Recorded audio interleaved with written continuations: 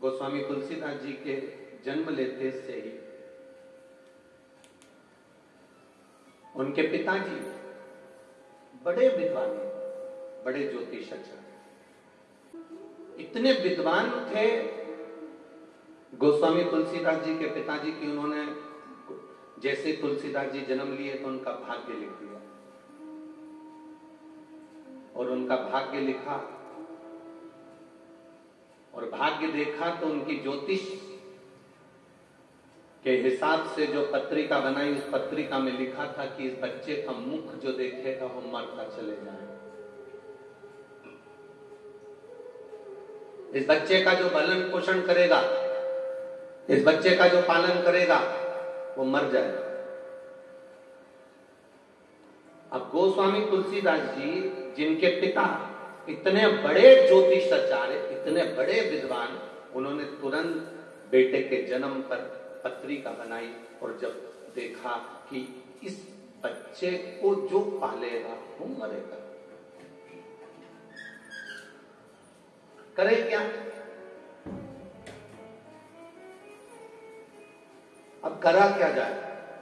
तो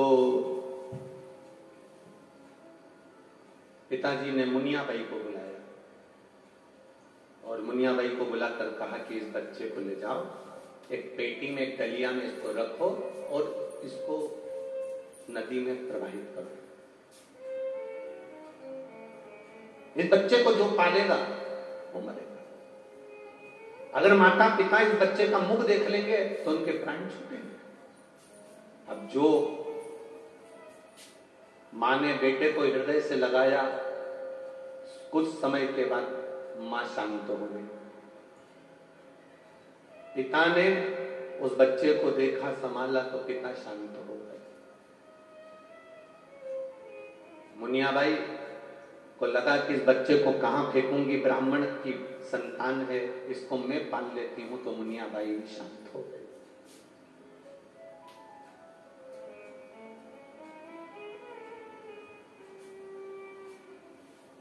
कौन संभाले? कौन?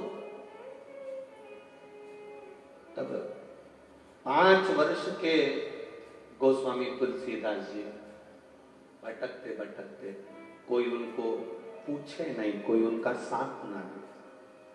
दुनिया में किसी की सामर्थ्यता नहीं कि कोई बदल। अब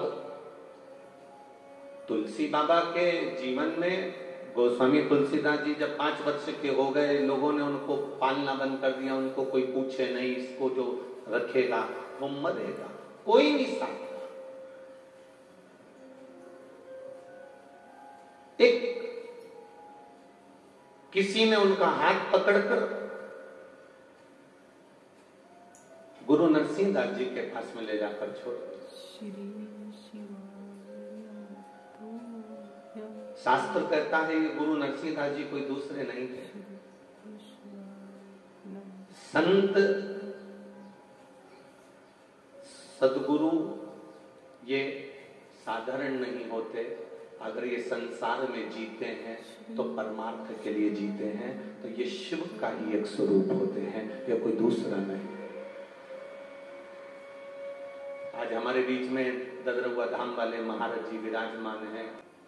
जंगल में भी श्री हनुमान जी की सेवा करते करते उन्होंने जंगल में भी बाबा को ऐसी भक्ति करी कि वो जंगल भी मंगल हो गया। ये संत, ये सत्य, ये एक आनंद का विषय हो। महाराज गुरु नरसिंह दास जी के पास में किसी व्यक्ति ने ले जाकर छोड़ दिया तुलसीदास जी को। नरसिंह दास जी को सूचना दी कि इस बच्चे का जो पालन करता है वो मरता है। अब कोई नरसिंह दास जी कोई साधारण तो थे नहीं, शिव का एक अवतार, संत सदगुरु, मार्ग दिखाने वाला। चाहे घर में माता हो, चाहे पिता हो, चाहे तुम्हें मार्ग दिखाने वाला कोई भी होगा, तुम्हें मार्ग दिखाने वाली अगर तुम्हारी धर्म पत्नी भी होगी, तुम्हें मार्ग दिखाने वाला तुम्हारा पति भी होगा, तुम्हें मार्ग दिखाने वाला तुम्हारा भाई होगा, तुम्हें मार्ग दिखाने वाला कोई तुम्हारा सखा, कोई बहन, कोई जमाई, कोई आदि आदि जो भी होगा, जो तुम्हें सही मार्ग पर ले जाकर छोड़ रहा हो, समझ लेना वो तुम्हारा रिश्तेदार नहीं, वो देवाधिदेव महादेव का एक स्वरूप है।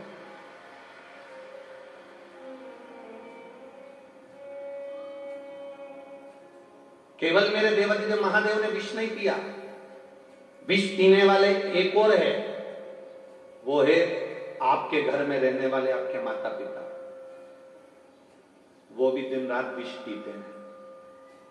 जैसे महादेव विष पीते हैं, वो भी रोज विष पीते हैं। किसी ने कुछ कह दिया, उन्होंने सुन लिया, किसी ने कुछ बोल दिया, उन्होंने सुन लिया। ये एक जहर पीना एक साधारण सी बात है, पर दुनिया के ताने सुनकर उसको निगल जाना ये बड़ी विशेष बात है, बड़ी विशेष। केवल साधारण सा विष पी लेना एक अलग बात हो जाती है, पर पूरी दुनिया के ताने, अपशब्द, गालियां, आड़ा टेढ़ा कोई कहे और उसको कोई पी ले, इसमें कोई एक आनंद की अनुभूति हो, ये शिव ही कर सकता है। शिव के सिवा कुछ ये देवाधिदेव महादेव ही कर सकते हैं, उनके सिवा को। शिव कथा कर रहे। अब गुरुजी के पास में ले जाकर छोड़ दिया। गुरुजी कौन? शिव के अवतार, शंकर का एक स्वरूप श्री नरसिंहदास जी। उन्होंने पकड़ लिया। लोग कह रहे हैं कि इसका मुख जो देखता है, इसका सांप जो देता है, वो मर जाता है।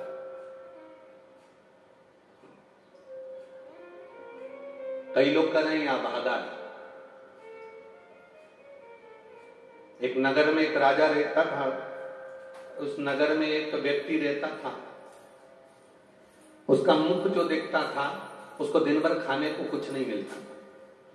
लोग कहते थे यह भागा है, ये भाग्यविहीन है, यह भागा है, ये भाग्यविहीन है। दुनिया के लोग कहते हैं कि इसके भाग्य में, इसका मुख जो देखेगा ये मुंह बेकार है, इसका जो मुख देखता है वो उसको खाने को नहीं मिलता। राजा के पास सूचना मिली। राजा ने कहा ऐसा हो नहीं सकता। क्या संसार में कोई ऐसे लोग होते हैं कि जिसका मुंह देखो तो खाने को नहीं मिलता, दिन भर भूखे रहना पड़ता? हाँ महाराज, ऐसे भी होते। राजा ने कहा बुलाओ उसको, आज सुबह से मैं उसका मुंह देखूंगा, उसको रात भर मेरे भवन में सुनाओ, सुबह उठूंगा मैं उसका मुंह देखूंगा। राजा के भवन में उसको सुलाया। राजा उठा, उठते से उस व्यक्ति का मुंह देखा। मुंह देखने के बाद राजा अपने काम में लग गया। राजा जब अपने काम में लग गया, इतना काम करता रहा, इतना काम करता रहा। रानी ने 4 बार खबर करवाई, भोजन कर लो, आता हूं, भोजन कर लो, आता हूं। सुबह से लेकर शाम हो गई, रात हो गई, राजा को एक निवाला खाने को नहीं मिला। इतनी व्यस्तता हो गई, इतनी व्यस्तता हो गई, इतने काम में लग गया कि एक निवाला तक नहीं खा पा रहा। जब निवाला नहीं खाया, राजा को क्रोध आ गया। रात्रि कोई उसने सभा बुलाई और सभा में कहा, इस खोड़ले का मैंने मुंह देखा तो मुझे दिन भर खाने को कुछ नहीं मिला। सही में हमारे राज्य में खोड़ला है, इस मुंह देखो तो सुबह से खाने को नहीं मिलता। एक काम करो, इसको फांसी की सजा दे दो, ले जाओ इसको फांसी की सजा दो। उस व्यक्ति को ले जाने लगे, दूर हंसने लगा, वो ठहाके लगाकर खूब मुस्कुराने लगा, ठहाके लगाकर खूब हंसने लगा, ठहाके लगाकर। राजा ने रोका, रुक, तू हंस क्यों रहा है, तेरा हंसने का कारण क्या है? उसने कहा महाराज, आप मुझे खोड़ला कह रहे हो, पर देखा जाए तो आपसे बड़ा दुनिया में कोई खोड़ला नहीं होगा। राजा ने कहा तो मुझे खोड़ला कह रहा है? हाँ, आप मुझे खोड़ला कर रहे हो, अगर देखा जाए तो आपसे बड़ा दुनिया में कोई खोड़ला नहीं होगा महाराज, क्योंकि मैंने सुबह से आपका मुंह देखा था और मुझे फांसी की सजा मिल रही है। आपसे बड़ा दुनिया में कोई खोड़ला नहीं। गुरु नरसिंहदास जी को लगा कि ये बालक का मुख देखना और बालक को रखना, और जो रखेगा इसको पालेगा वो मरेगा। तो नरसिंहदास जी ने कहा ये नहीं होता, ये हो ही नहीं सकता। अरे भगवान जिसको जन्म देता है, मेरा विश्वनाथ, मेरा भोलेनाथ, मेरा त्रिकालदर्शी, जिसको पृथ्वी पर भेजता है उसको गुण देकर भेजता है। अब गुण देखो, जो पालेगा वो मर जाएगा, या भागा है, इसको जो पालेगा वो मरेगा। इसके पिता ने इसकी पत्रिका बनाई है, इसके पिता ने ज्योतिषाचार्य ने इसकी पत्रिका बनाई है। इसको जो ने पाला वो मर गया। नरसिंहदास जी ने कहा चिंता मत करो, अब तक इसको इंसान पाल रहे थे, मनुष्य पाल रहा था, अब इसको महादेव पाल रहा है, अब नहीं मर।